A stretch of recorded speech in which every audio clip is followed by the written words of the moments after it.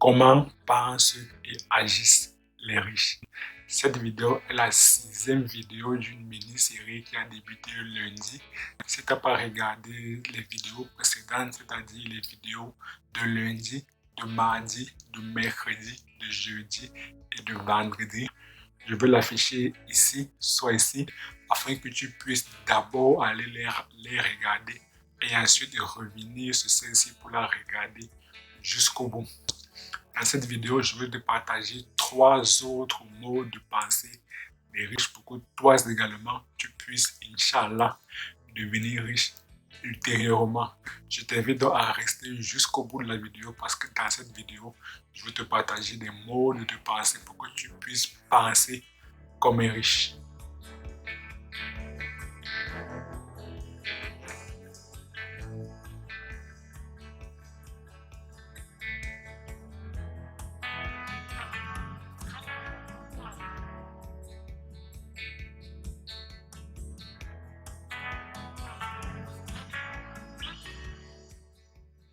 Avant d'aller plus loin, je me présente pour ceux qui sont nouveaux sur la chaîne.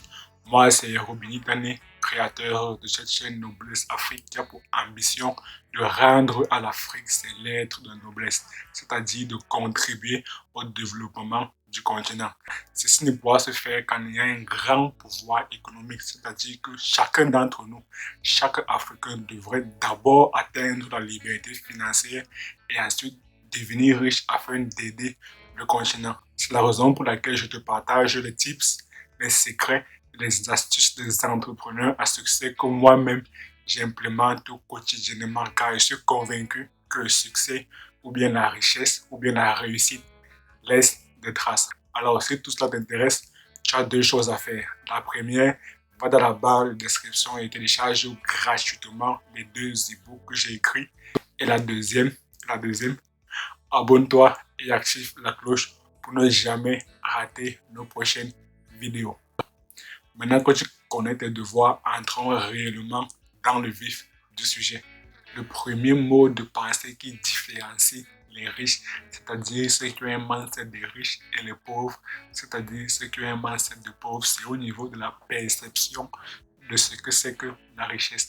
Les pauvres pensent que la richesse, c'est le revenu gagné plus l'épargne.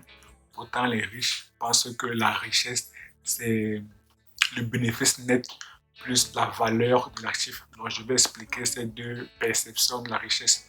On commence par la perception de la richesse pour les pauvres, c'est-à-dire qui pensent que la richesse, c'est le revenu gagné plus l'épargne. Ce qui fait donc que les riches travaillent toute leur vie pour essayer de gagner de plus en plus d'argent pour épargner et afin de vivre la belle vie à la retraite à l'âge de 60 ans, 65 ans, etc.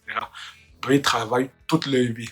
Là, pour moi, c'est déjà un problème. Ils travaillent toute leur vie. Ensuite, épargnent une partie de leur salaire pour vivre la belle vie, pour vivre la liberté à la fin de leur carrière professionnelle, c'est-à-dire à l'âge de 60 ans, 65 ans. D'abord, comme j'ai dit, le premier problème, c'est travailler toute sa vie pour atteindre sa liberté à l'âge de 60 ans, donc au 3e âge. Pour moi, c'est déjà long. Pourquoi ne pas atteindre sa liberté à l'âge de 30 ans ou bien du moins d'ici 5 à 10 ans? Pourquoi ne pas le faire? Et c'est ce que les riches ont décidé de faire, ont décidé d'implémenter dans leur mindset. Le deuxième élément, c'est l'épargne. Lorsque tu épargnes, lorsque ton seul but c'est d'épargner, il faudrait savoir qu'il y a ce qu'on appelle l'inflation. Donc, au fur et à mesure, ton argent se dévalue.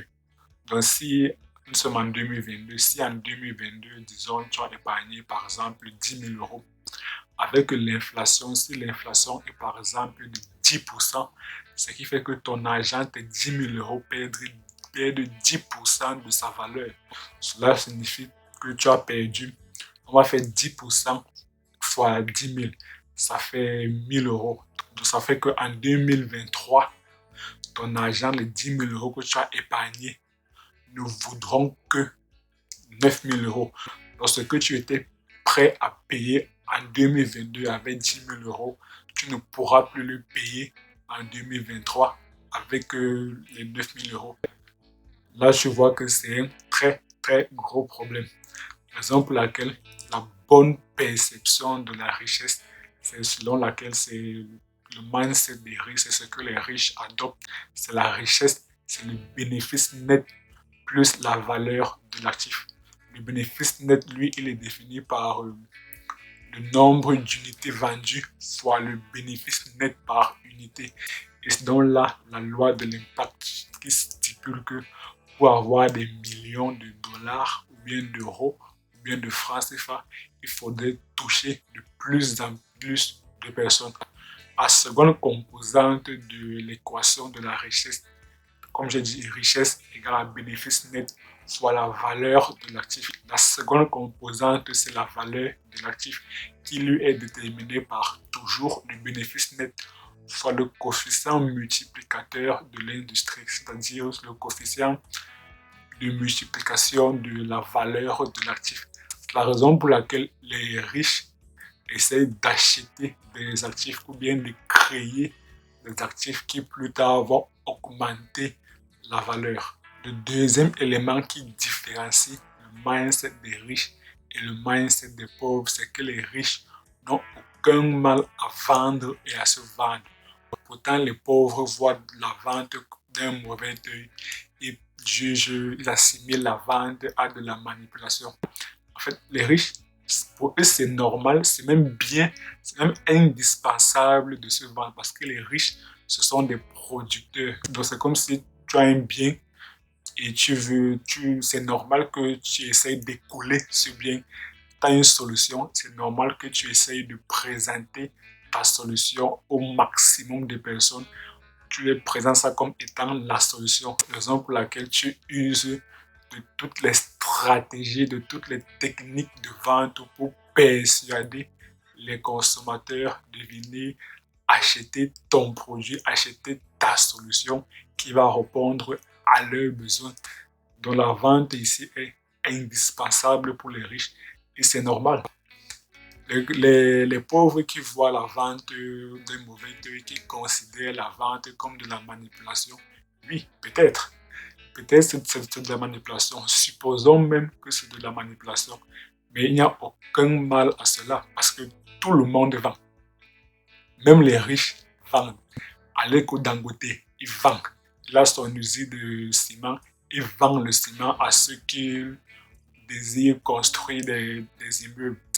Donc, il vend son ciment comme étant le meilleur ciment de qualité pour avoir des habitations de qualité, des immeubles d'habitation ou bien des immeubles tout court de qualité. Jeff Bezos, il vend à travers la plateforme Amazon et ses autres business. Bill Gates, il vend. Mark Zuckerberg, il vend. Tout le monde vend. Pourquoi est-ce que toi, tu considérerais la vente comme de la manipulation ou bien d'un mauvais œil? Dans la vie, soit tu manipules, soit on te manipule. C'est clair. Donc, il ne faudrait pas être le lapin de service ou bien le pigeon de service. Soit tu manipules, soit on te manipule. C'est clair. Soit tu pilotes, soit on te pilote. Il n'y a pas une troisième option. Le troisième élément qui différencie les riches, c'est-à-dire ceux qui ont un mindset des riches, et les pauvres, c'est-à-dire ceux qui ont un mindset de pauvres, c'est au niveau de la rémunération. Les riches choisissent de se rémunérer en fonction de leurs résultats. Pourtant, les pauvres choisissent de se rémunérer en fonction de leur temps. Les pauvres échangent leur temps contre de l'argent. Donc, pour avoir un salaire plus élevé, il faudrait échanger plus de temps. Donc, c'est comme le troc. Pour avoir un salaire plus élevé, tu échanges plus de temps en contrepartie. Donc, si tu travailles conventionnellement 7 heures par jour et disons que tu as un salaire de, disons, 3 000 euros, si tu désires avoir 5 000 euros, donc tu devrais augmenter ton temps passé de, par exemple, 7 heures à 10 heures pour avoir ces 5 000 euros. Mais le problème avec cela, c'est que le temps de travail est limité. Tout le monde dispose par jour de 24 heures ou par année de 52 semaines. Donc cela signifie que comme ton temps est limité, dans ce cas, le salaire que tu reçois en contrepartie, lui également, il est limité. Il y a un plafond de verre, il y a un salaire que tu ne pourras jamais atteindre parce que ton temps est limité. Pourtant, pour les riches qui choisissent de se rémunérer en fonction de leurs résultats, comme on a vu, les riches, euh, la perception de la richesse pour les riches, c'est la richesse égale à la loi de l'impact, c'est-à-dire le bénéfice net qui est égal au nombre d'unités vendues fois le bénéfice net plus la valeur de l'actif. Donc ici, quand les riches se rémunèrent en fonction de leurs résultats, en fait, le bénéfice net, lui, dépend de quoi? Il dépend du nombre d'unités vendues.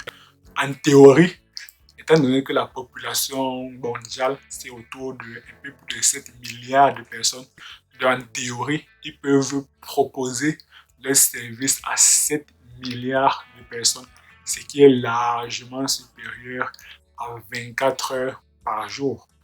Donc là, la rémunération des riches sera bien plus élevée à celle des pauvres. Faisons un petit récapitulatif des trois éléments, des trois modes de pensée qui différencient les riches, donc ceux qui ont un mindset des riches, et des pauvres, ceux qui ont un mindset de pauvres. Le premier élément qu'on a vu, c'est que les riches c'est au niveau de la perception de la richesse. Les riches savent que la richesse, c'est égal au bénéfice net qui découle directement de la loi de l'impact plus la valeur de l'actif. Donc, quand tu as un actif, ton actif prend de la valeur, ton actif s'apprécie. Raison pour laquelle les riches essayent d'acheter ou bien de créer d'acheter ou bien de créer des actifs qui vont prendre de la valeur au fur et à mesure du temps. Le deuxième élément qu'on a vu, c'est que les riches n'ont aucun mal. Au contraire, les riches les riches vendent et se vendent pour faire de l'argent et pourtant les pauvres voient la vente d'un mauvais œil comme de la manipulation. Et comme on a vu, dans la vie, soit tu manipules, soit tu te fais manipuler. Dans la vie, soit tu pilotes, soit tu te fais piloter. Le troisième élément qu'on a vu, c'est au niveau de la rémunération. Les riches se rémunèrent en fonction de leurs résultats et les pauvres se rémunèrent en fonction de leur temps. On se retrouve demain pour la dernière vidéo de la mini-série.